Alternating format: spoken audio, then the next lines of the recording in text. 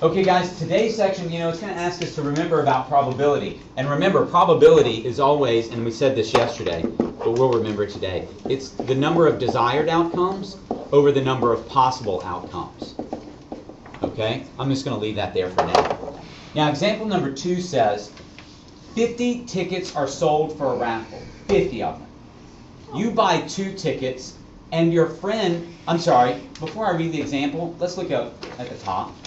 The probability of disjoint events, for 2 disjoint events, for 2 events that have no common outcome, the probability that either of the events occurs is just the sum of their probabilities.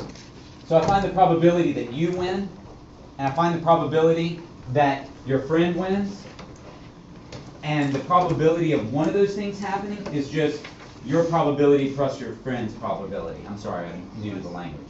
Plus, okay? So let's look at this. 50 tickets are sold for a raffle. You buy 2, and your friend buys 3. 1 ticket is randomly chosen as the winning ticket. What is the probability that you or your friend wins the raffle? Now, let me ask you this. What's the probability that you win the raffle? Raise your hand. We'll all. 2. 2 out of what? 3. No, not out of 3. Miles? 5. Not out of 5. Thank you. Spencer? 50. Out of 50. 50 tickets were sold. And you bought 2 of them. Now what's the probability that your friend wins? Nicholas? 3 out of 50. 3 out of 50.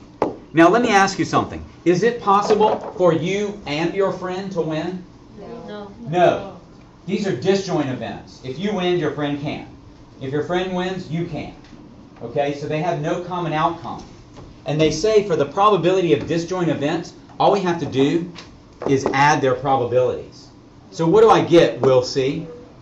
You would get 5 Yeah, out of 50. out of 50. And I always want to reduce that to 1 out of 10. 1 out of every 10 people, right? That means there's a 1 in 10 chance that you or your friend will win. Right.